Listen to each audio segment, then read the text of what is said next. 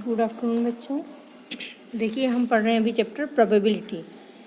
Probability में कल हमने इसकी डेफिनेशन देखी और एक्सरसाइज 16.1 के कुछ क्वेश्चंस किए थे। इसके आगे के क्वेश्चंस जो थे वो मैंने आपको करने के लिए बोला था, आपने शायद किए होंगे क्वेश्चंस। अब हमने जो क्वेश्चंस किए थे, क्वेश्चन नंबर 6 तक कर लिया था। इसमें हमें ज़्यादा कुछ नहीं करना है। प्रोबेबिलिटी में सिर्फ सैम्पल स्पेस की डेफिनेशन देखी थी और सैम्पल स्पेस बनाना है, टोटल सैम्पल स्पेस बनाना। ये क्वेश्चंस हम कर चुके हैं सैम्पल स्पेस बनाने के। तो अब देखिए हम आज अगला क्वेश्चन लेते हैं, क्वेश्चन नंबर 10। इसके ऊपर तक के क्वेश्चन जो हैं वो सब सेम हैं।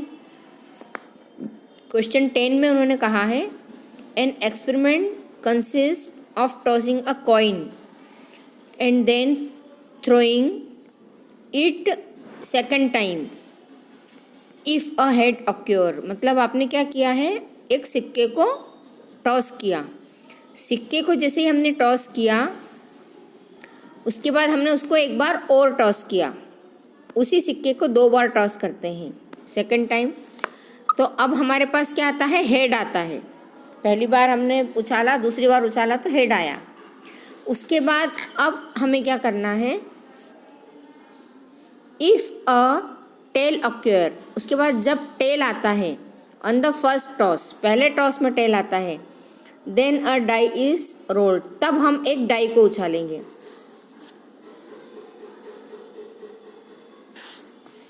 और फाइंड द सैम्पल स्पेस, इसके हमको सैम्पल स्पेस बनाना है।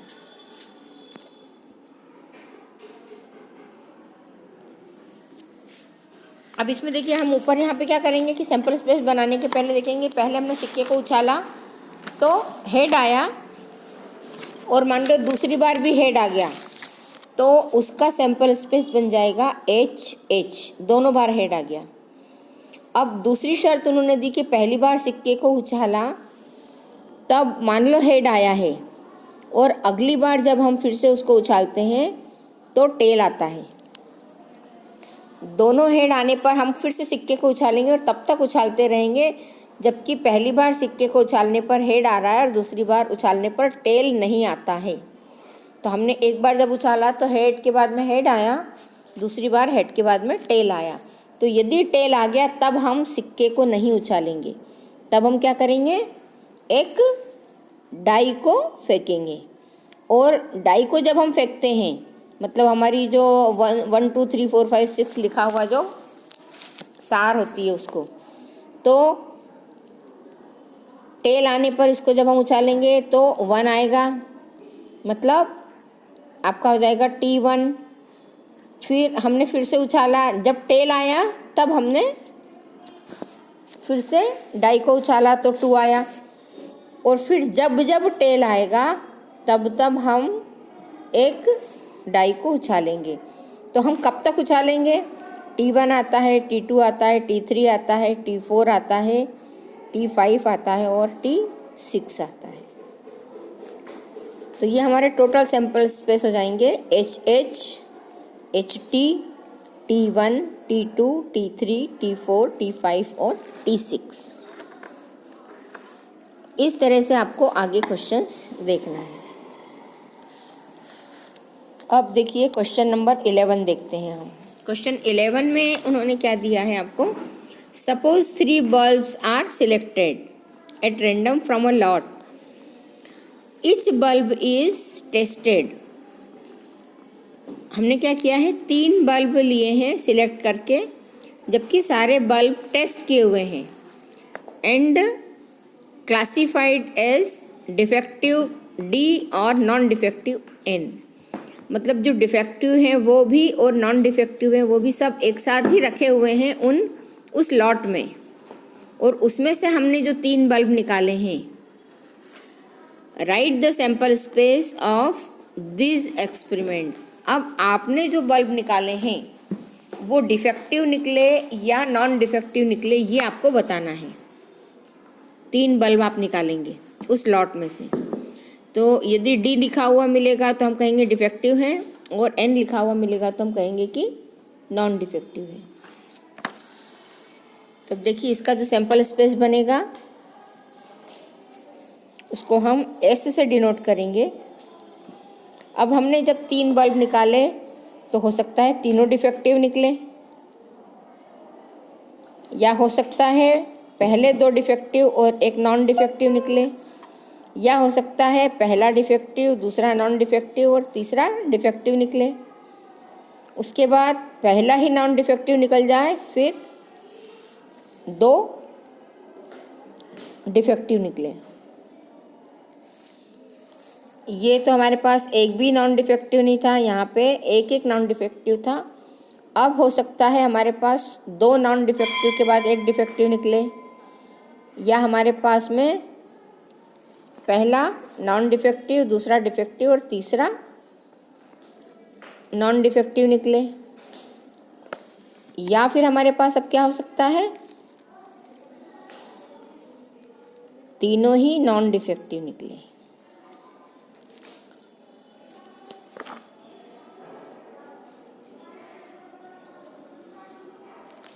ठीक है। अब देखिए और कुछ पॉसिबिलिटी हो सकती क्या इसमें, कितने सैंपल स्पेस बने। देखो डिफेक्टिव वाला सारे डिफेक्टिव, एक डिफेक्टिव और 2 नॉन डिफेक्टिव, और ये सारे नॉन डिफेक्टिव। कुल 1 2 3 4 5 6 7।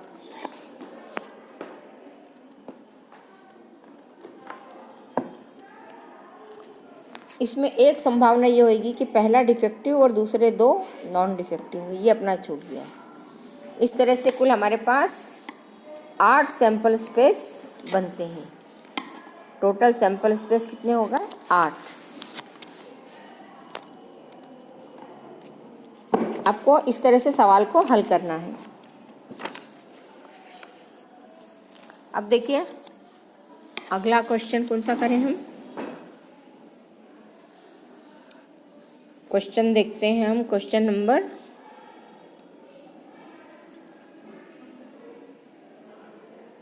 14 करते हैं। An experiment consist of rolling a die and then tossing a coin once if the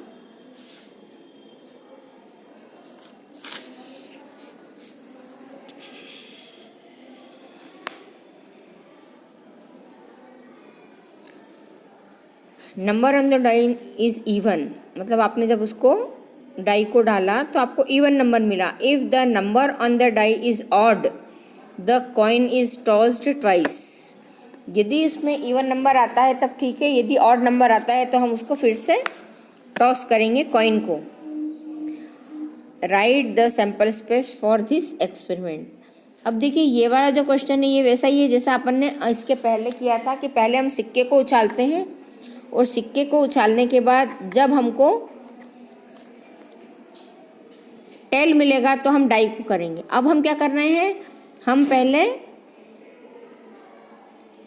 die को चला रहे हैं। डाई को चलाने पे हमको यदि इवन नंबर मिल रहा है तो ठीक है, यदि ऑड नंबर मिल रहा है तो हम क्या करते हैं, फिर कॉइन को टॉस करते हैं। अब क्वेश्चन 14 के सैंपल स्पेस देखो, इसको हम एस से डिनोट कर रहे हैं सैंपल स्पेस को।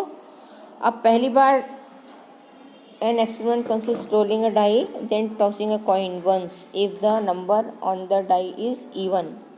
यदि नंबर हमारा इवन आ जाता है तो हम उसी को चलाते रहेंगे। अब हमारे सैंपल स्पेस इसमें जो बनेंगे वो होंगे, पहली बार हमने चलाया ऑड नंबर आया और ऑड के साथ में हेड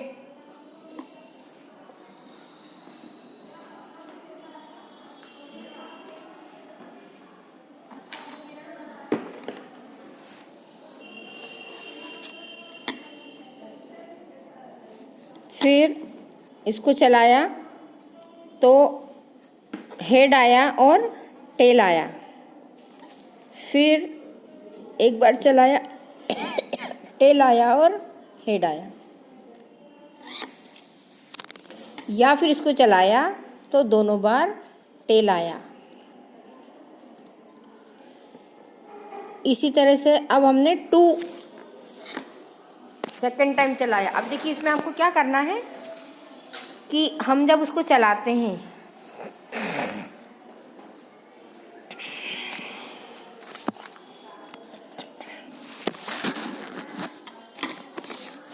एक बार इवन नंबर आता है, एक बार ऑड नंबर आता है। अब हमारा नंबर मान लो आ गया है 2, इवन नंबर आया है। तो इवन नंबर यदि चलाते हैं तो हम उसको एक ही बार उछाल रहे हैं, तो हेड आएगा, या तो इवन नंबर पे टेल आएगा। यहाँ पे हम एक से ज़्यादा बार उछाल रहे हैं और यहाँ पे हम एक ही बार उछाल रहे हैं। अब यदि नंबर 3 आता है, ये क्या है, ऑड नंबर, ये है इवन नंबर। अब यदि 3 आता है तो 3 के साथ में फिर से हम एक से ज़्यादा बार उछाल रहे हैं उसको, फिर 3 के साथ एच टी आएगा, फिर 3 के साथ टी एच आएगा, फिर 3 के साथ टी टी मतलब टेल भी आ सकता है। अब यदि 4 आता है, 4 क्या है, इवन नंबर, ये इवन नंबर आ गया, तो 4 के साथ क्या होगा, एच आएगा और 4 के साथ में टेल आएगा। अब नंबर यदि हमारा 5 आता है, 5 फिर से क्या हो जाता है, एक ऑड नंबर, तो एच एच आता है, या 5 के साथ में एच टी आता है, या 5 के साथ में टी एच आता है, या 5 के साथ में टी टी आता है। ये ऑड नंबर है।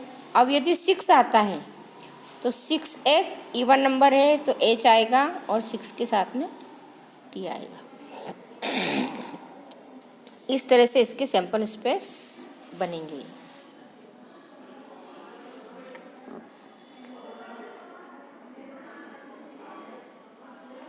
फिर देखिए एक और क्वेश्चन करते हैं अपन, question number 16। A die is thrown rapidly until a 6 comes up. What is the sample space for the experiment? आपको उसको तब तक उछालना है जब तक कि 6 नहीं आता है, ठीक है। तो इसलिए इस वाले क्वेश्चन में क्या होगा, आपके कितने सैंपल स्पेस बनेंगे आपको खुद को ही नहीं पता। मतलब आपने पहली बार उछाला, इसके सैंपल स्पेस बनेंगे क्वेश्चन 16 के। देखो आपने पहली बार मान लो उसको उछाला और 6 आ गया, तो आपको यहीं रुक जाना है। या फिर आपने उछाला तो पहली बार में 1 आया, दूसरी बार में 6 आ गया, फिर पहली बार में उछाला तो 2 आया, दूसरी बार में 6 आ गया, फिर 3 आया और 6 आया, फिर 4 आया और 6 आया, फिर 5 आया और 6 आया। अब यहाँ पे हम 6 नहीं लेंगे, क्योंकि 6 तो हमारा यदि आ गया तो ये पहली बार यदि 6 आ गया तो दूसरी बार 6 आएगा ही नहीं, तो ये हमारा यहीं रुक जाएगा।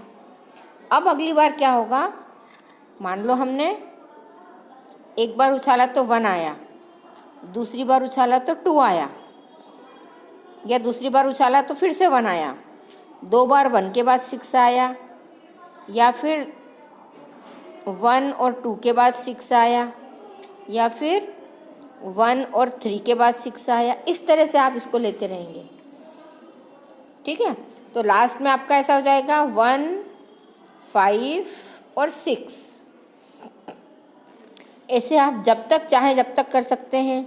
फिर आपका ऐसा भी आएगा यहाँ पे कि मान लो 5 आया, 5 आया, 2 आया और 1 आया,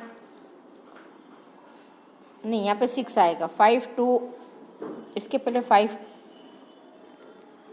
1 और 6, 5, 1, 6, 5, 2, 6 और फिर 5, 5, 6। इस तरह से आप जब तक चाहो इनको 3 बार, 4 बार, 5 बार भी उछाल सकते हो। तो इसके अनलिमिटेड सैंपल स्पेस बन सकते हैं इस क्वेश्चन में।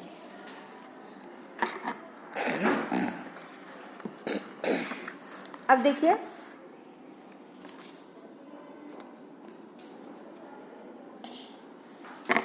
आपको आगे क्या करना है,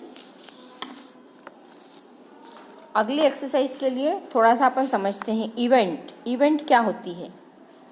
जब हम किसी सिक्के को उछालते हैं, किसी डाई को डालते हैं या हम किसी ताश में से पत्ते को निकालते हैं तो हमें कुछ सैंपल स्पेस मिलते हैं। जैसे ये सारे सैंपल स्पेस हैं, इसमें ये number of tails is exactly 2, number of tails is at least 1, इस तरह से जो आते हैं ये सारे सैंपल स्पेस बनाए हमने। तो ऐसे सैंपल स्पेस का होना जो होता है वो तो एस कहलाता है, लेकिन ये जो घटना होती है उस घटना को हम इवेंट कहते हैं। तो ये इवेंट की डेफिनेशन है, any subset E of a sample space S is called an event. Event का अर्थ है कोई घटना, ठीक है। अब ये इवेंट हो गई। और ऑकर्स ऑफ एन इवेंट, किसी घटना के लिए आपकी जो इवेंट है, if actually I had appear on the, मतलब आपको जो शर्त दी गई है, जो कहा गया है, वो यदि घट जाता है, हो जाता है, तो हम कहेंगे कि इवेंट हो गई है। और जो है उसमें सक्सेस कुछ नहीं है तो हम उसको इवेंट नहीं मानेंगे, वो हमारी इवेंट नहीं होगी। तो इस तरह से दो तरह की इवेंट हो जाती है, इम्पॉसिबल एंड श्योर इवेंट, और दूसरी तरह की होती है सिंपल इवेंट, जिसमें कुछ खास शर्त नहीं होती है। तीसरी होती है कंपाउंड इवेंट, और एक होती है अलजेब्रा इवेंट, फिर एक होती है कॉम्प्लीमेंट्री इवेंट। अब इसमें देखिए क्या क्या अंतर होता है इन सारी इवेंट में। इम्पॉसिबल इवेंट, अब इम्पॉसिबल इवेंट क्या हो जाएगी, event can be classified in form the empty set phi and the sample space S describe event if fact phi is called an impossible event and S the whole sample space is called the sure event। मतलब आपको sample space में कुछ भी नहीं मिले, जैसे ये sample space है, सब में आपको कुछ कुछ मिल रहा है। यदि यहीं पे कुछ भी नहीं मिले, जैसे लास्ट में दे रखा है कि फाई आया है, तो इसको हम कहेंगे इम्पॉसिबल इवेंट। जैसे number of tails is more than 2, आप एक सिक्के को उछालोगे तो आपको 2 से ज़्यादा टेल मिले। अब देखिए एक सिक्के को जब हम उछालेंगे तो उसमें एक टेल आएगा और एक हेड आएगा, दोनों तरफ टेल हों ये पॉसिबल नहीं है। तो सिक्के का उछालना एक इवेंट है, ये आपकी श्योर इवेंट है। और सिक्के को उछालने पर दोनों तरफ टेल नहीं आ सकती, इसलिए इसको हम कहेंगे इम्पॉसिबल इवेंट। और इसमें सैंपल स्पेस आपको मिलेगा 5, इसका सैंपल स्पेस हम नहीं बना सकते हैं।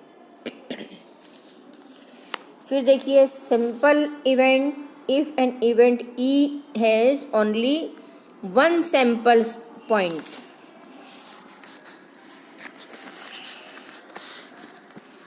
Of a sample space if it is simple या elementary event. In a sample space containing n distinct elements, there are exactly n simples event। जैसे यहाँ पे दिया गया है, फॉर एग्जांपल ये एक्सपेरिमेंट दिया है, टॉस 2 कॉइन्स, 2 सिक्के को उछाला, उसके sample space HH, TH, HT और TT बने, ये एकदम सिंपल इवेंट है। कंपाउंड इवेंट क्या होती है, if an event has more than one sample point, it is called a compound event। यहाँ पे आपको एक एग्जांपल दिया है कि टॉसिंग अ कॉइन थ्राइस, एक सिक्के को 3 बार उछाला, द इवेंट E, F और G, 3 बार उछाला तो उसको E, F और G से डिनोट किया।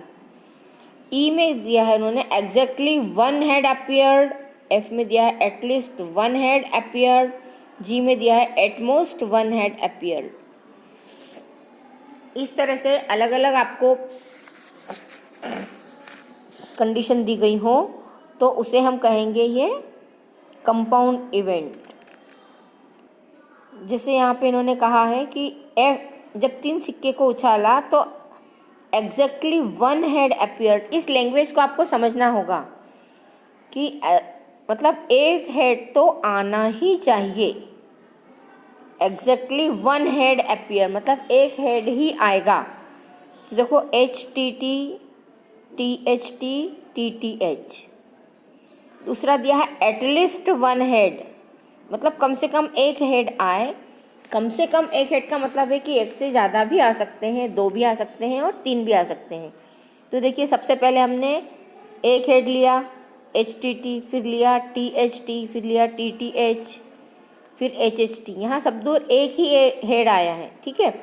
फिर HHT, HTH और THH, यहाँ पे दो हेड आ गए हैं और लास्ट में तीन हेड आ गए हैं। मतलब एटलीस्ट वन तो आना ही है और एक से ज़्यादा भी आ सकते हैं। फिर आपको अगला दिया है उन्होंने एटमोस्ट वन। एटमोस्ट का मतलब है कि आपका एक हेड जो है वो ही आए, या फिर एक हेड के बाद जो पोजीशन बन सकती है कि एक भी हेड ना आ रहा है तो क्या होगा। तो देखिए एक हेड की पोजीशन है THT, HTT, TTH, और यदि वो सब नहीं हो तो TTT, मतलब एक बार भी हेड नहीं आए। तो एटलीस्ट, एटमोस्ट और एग्जैक्टली, इन तीनों शब्दों पे आपको ध्यान देना है। आपको जो क्वेश्चंस अब अगले आएंगे उसमें इस तरह से लिखा रहेगा, जिसको देख के आपको उसके सैम्पल स्पेस बनाना होंगे। अब अलजेब्रा ऑफ इवेंट, यहाँ पे इन्होंने आपको दिया है कि इस चैप्टर में और सेट वाले चैप्टर में भी आप इस चीज़ को पढ़ चुके हो कि हम दो से ज़्यादा को हम कंबाइन कैसे करते हैं। तो यहाँ पे देखिए कॉम्प्लीमेंट्री इवेंट। कॉम्प्लीमेंट्री इवेंट क्या होगा? For every event A 3 corresponds another corresponding events called the complementary event to A. It is also called the event or not event। मतलब कोई इवेंट हो रही है या इवेंट नहीं हो रही है, उसको जो नहीं हो रही है उसको हम कॉम्प्लीमेंट्री कहेंगे। कैसे? देखो यहाँ पे इन्होंने कहा है, यहाँ पे एक एग्जाम्पल दिया है of tossing 3 coins and associated sample space. 3 सिक्के को उछालते हैं तो जो सैम्पल स्पेस बनते हैं वो सारे ये हैं, तीनों हेड, फिर 2 हेड, फिर 2 टेल, फिर 3 टेल। ये सारे हम पहले भी बना चुके हैं। अब उन्होंने कहा है कि A एक सेट है जिसमें 2 हेड और एक टेल दिया गया है। B the event only 1 tail appear, मतलब ये वाला जो सैम्पल स्पेस हमने निकाले हैं इसको हम कहेंगे 1 टेल अपीयर। मतलब इसमें कौन से वाले केसेस हैं? जिसमें सिर्फ एक टेल आ रहा है, चाहे वो पहले, दूसरे या तीसरे स्थान पे हो। Clearly for the outcomes HTT the event A has not accrued. अब हम यदि HTT की बात करें तो वो A में नहीं है, बट वी में say that the event not A has accrued. मतलब यहाँ पे क्या हुआ है, इसके लिए नॉट A आएगा। Thus with every outcome which is not in A we say that not A occur. तो उसके आगे हम क्या कर देंगे? नॉट A लिख देंगे। मतलब जो चीज़ उस सैम्पल स्पेस में नहीं है वो नॉट A हो जाएगी। और इसको हम कहते हैं कॉम्प्लीमेंट्री ऑफ सेट। और ये कॉम्प्लीमेंट्री को नॉट A के साथ में A डैश से डिनोट करते हैं। तो A डैश में क्या आएगा? सैम्पल स्पेस S में सारे पॉसिबल आउटकम्स होंगे, A में जो शर्त दे रखी है वो होंगे, और A डैश में वो होंगे जो S में तो हैं लेकिन A में नहीं है। ये हम सेट का जब चैप्टर पढ़ा था तब हमने उसमें पढ़ा था कि कोई सेट है तो उसका एक यूनिवर्सल सेट होता है और उसके बाद एक सेट होता है, ठीक है। यदि ये 2 सेट हैं और हमको नॉट सेट निकालना है या कॉम्प्लीमेंट्री निकालना है तो हम वो सारे एलिमेंट जो A में हैं उनको छोड़कर U के सारे एलिमेंट्स को लिख देंगे। मतलब A में नहीं होंगे और A डैश में होंगे, लेकिन उनको माइनस किससे करेंगे? U से, जिसको हम यूनिवर्सल सेट कहते हैं। तो यहाँ पे यूनिवर्सल सेट का काम करेगा आपका सैम्पल स्पेस। जो टोटल सैंपल स्पेस है उसमें से ए को माइनस किया तो हमको ए डैश मिला, जिसे हम कॉम्प्लीमेंट्री कहते हैं। और देखो इन्होंने इसको एल्जेब्रा या मैथमेटिकल लैंग्वेज में एस माइनस ए लिखा है। फिर देखिए द इवेंट बी है और ए नहीं है, तो इसको हम इस तरह से लिखते हैं, ए डैश को तो लिखेंगे हम कॉम्प्लीमेंट्री इवेंट, और ए और बी को लिखेंगे ए यूनियन बी, और फिर ए इंटरसेक्शन बी को हम लिखेंगे ए एंड बी। मतलब हमारे पास अब जो सिंबल यूज़ होंगे उसमें सैंपल स्पेस के लिए हम एस यूज़ करेंगे, और इसमें क्या आएंगे, टोटल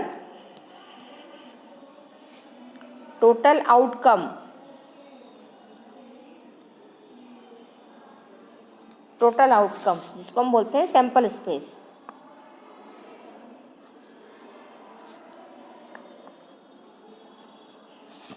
फिर इनमें से कोई खास जो शर्त दे रखी है उसके हिसाब से कोई सेट निकाल सकते हैं हम, ए या बी।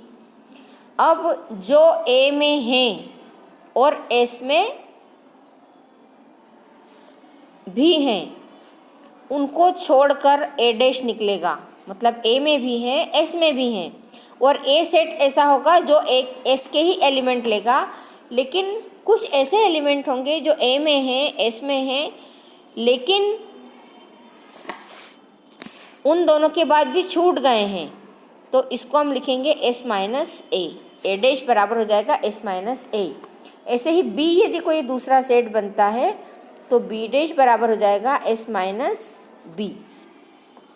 फिर एक और शब्द का होता है यूज़, ए और बी। ये भी आप सेट वाले चैप्टर में पढ़ चुके हैं। ए और बी का मतलब होता है ए यूनियन बी, और एक होता है ए एंड बी, इसको लिखते हैं हम ए इंटरसेक्शन बी। अब आपको यहाँ पे जो अलग अलग चीज़ें यूज़ होगी उनको सबको मैं यहाँ लिख देती हूँ।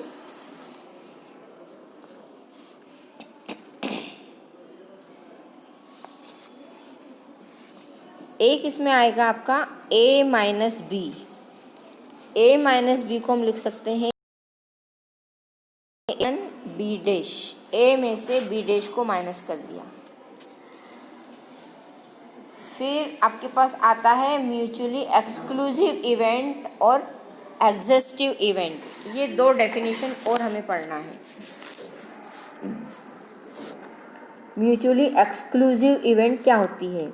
इन the experiment of the rolling a die a sample space is, ये होंगे 1 2 3 4 5 6, consider event A an odd number appear, एक ऑड नंबर का होना, ऑड नंबर मतलब 1 3 और 5 आए, and B an even number appear, और बी में इवन नंबर आए। तो देखिए ए को हमने लिखा 1 3 5, बी को लिखा 2 4 6, तो ए इंटरसेक्शन बी 5 होगा इसमें।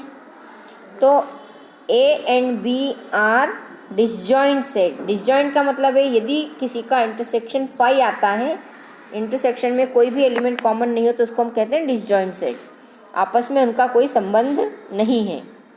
इन general two events A and B are called mutually exclusive event. यदि ए और बी में कोई भी एलिमेंट कॉमन नहीं है और उनका इंटरसेक्शन 5 है, तो उसे हम म्यूचुअली एक्सक्लूसिव इवेंट कहेंगे।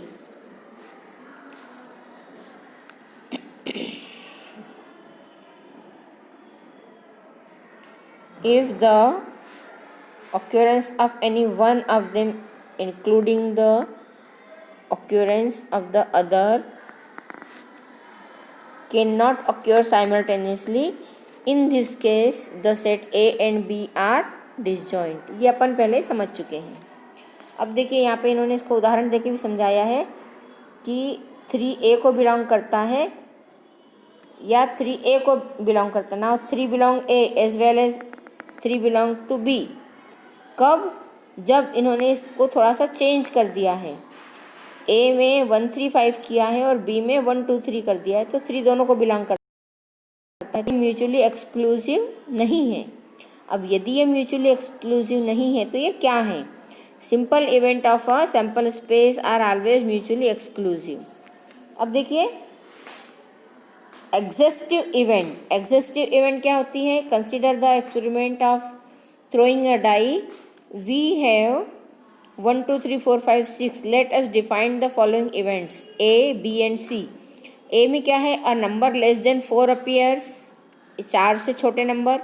B में है a number greater than 2 less than 5 appear, मतलब 2 से बड़े और 5 से छोटे नंबर। और C में है a number greater than 4, C में 4 से बड़े नंबर हैं। तो इनके अब हम सेट बनाएंगे। तो ए में आएगा 1 2 3, बी में आएगा 3 4, सी में आएगा 5 6। अब इन सब से हम इनका यूनियन बनाते हैं, A union B union C, तो हमको फिर से क्या मिल जाएगा? एस। ये इसका सैम्पल स्पेस बन जाएगा। तो such events A B and C are called exhaustive events. In general E1 E2 E3 are n events of a sample space S if उन सबका union E1 union E2 union E3 up to En equal S हैं, तब इनको हम exhaustive events कहते हैं। और दूसरी चीज़ ये है कि इनमें इनका जो इंटरसेक्शन होता है वो 5 हो सकता है। अब देखिए इनको फिर से हम ध्यान से देखें तो ए में 1 2 3, बी में 3 4 और सी में 5 6 है। तो इनका इंटरसेक्शन हम निकालेंगे तो हमको म्यूचुअली एक्सक्लूसिव भी मिल सकता है और एग्जॉस्टिव भी मिल सकता है। अब इनको देख के हमको अगली एक्सरसाइज जो है उसके क्वेश्चंस करना है, जो हम कल करेंगे।